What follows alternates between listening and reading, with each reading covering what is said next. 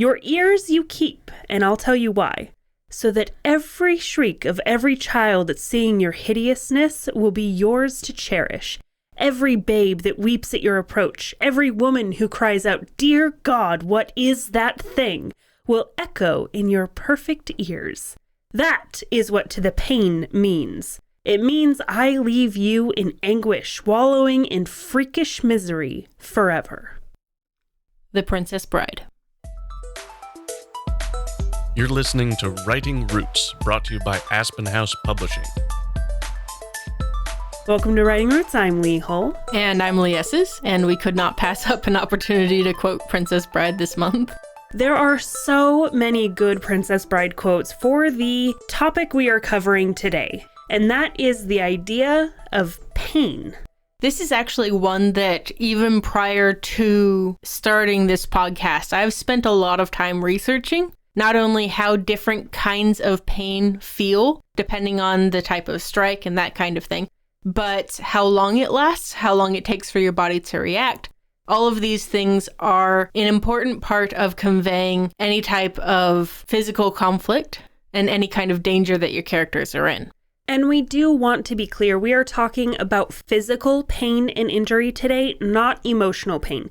Emotional pain is a different vein of pain entirely. It may present in some similar ways. You can have physical consequences for emotional pain, but we are talking specifically about things like getting punched, getting stabbed, and what pain does to you, your body, and how to describe it in a story.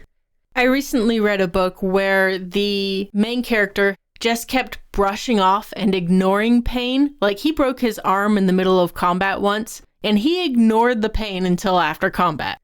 Not only is this an uninteresting way of portraying this particular combat and ignoring the consequences of whatever he's doing, but it's a lot less fun for you as a storyteller. I don't know how you can be an author without some kind of malicious bone, honestly. You have to put your characters through the worst of things. You also need to look at the timeline of when you are describing the pain versus when the injury occurred.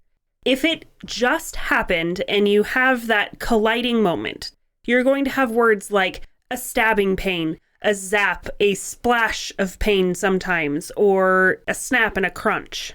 Especially if it does things that aren't bone related, you'll have a stun, a pinch, a twinge, maybe a pang if it's a little lesser. Pain can even travel after the point of impact, so that would be like pain that gushed or clashed around the body somehow. Now, if you are moving on in the time and it's the same scene, but they are still dealing with that injury in almost an immediate sense, you're going to have more of like that smarting pain, that's that sharp, consistent pain. If there's a lot of blood flowing to it, it can be throbbing, or if there's not enough blood flowing to it, it can tingle.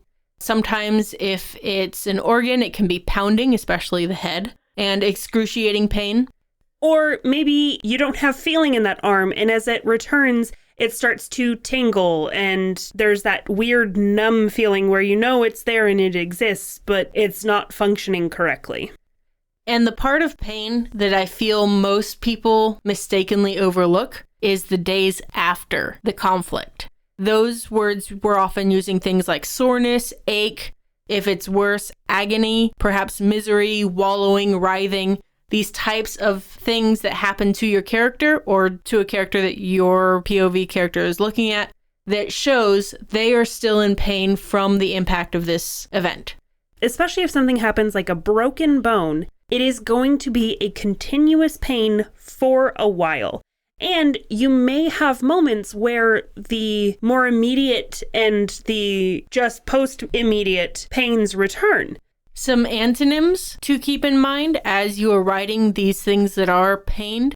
Something like comfort or relaxing, ease. These are often things that your character is striving toward, they would really like, but if they actually showed up, anyone with any medical sense would be panicking.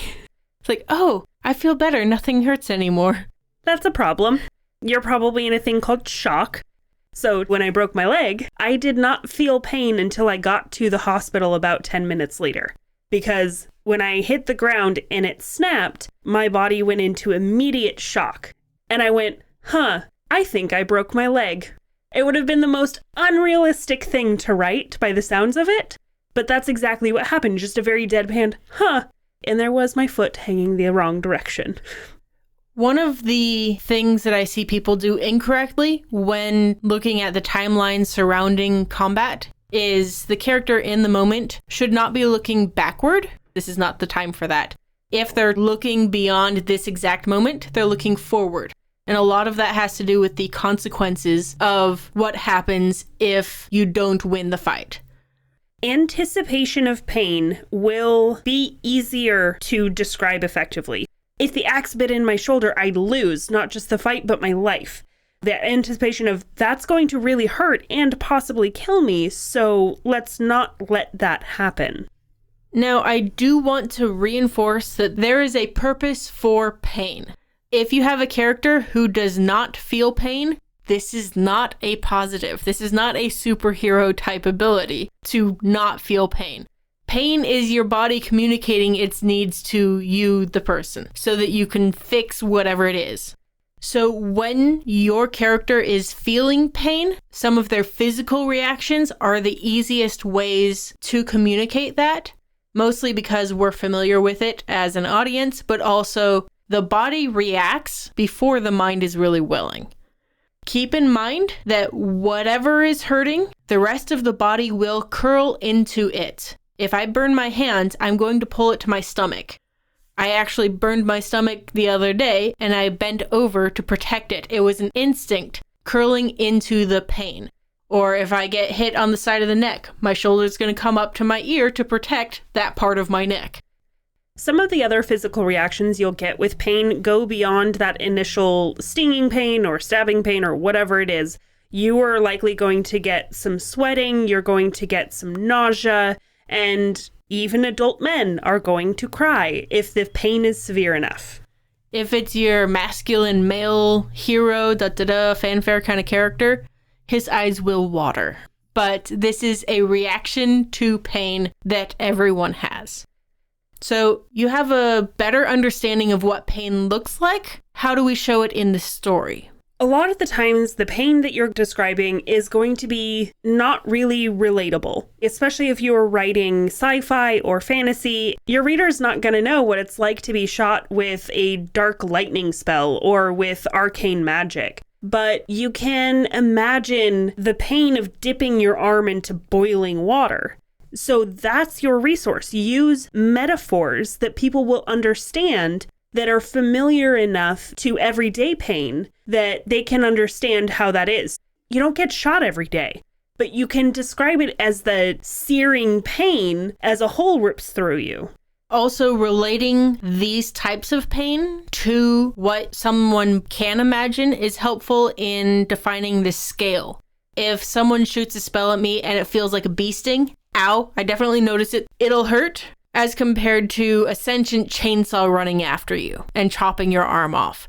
These are vivid images that your reader can comprehend the scale and the level of pain. Also, like we mentioned briefly before, the thought about the future and that anticipation of pain also relates to how they respond to it.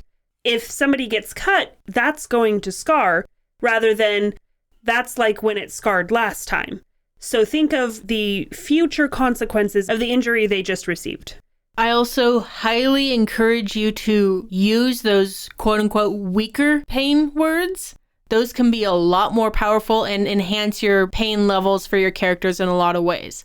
I know when I was first starting to write, I leaned on the especially strong ones, and it just felt dramatic. So I would say only about 25% of your pain words are these huge agony, writhing pain words. Most of them should be smaller words like tingle or that splash of pain. If everything has the same level of pain, then there's no pain. So you do need to make sure you're varying the levels of pain through the story and how you describe them, so that if one injury is worse than the other, it actually represents it accurately.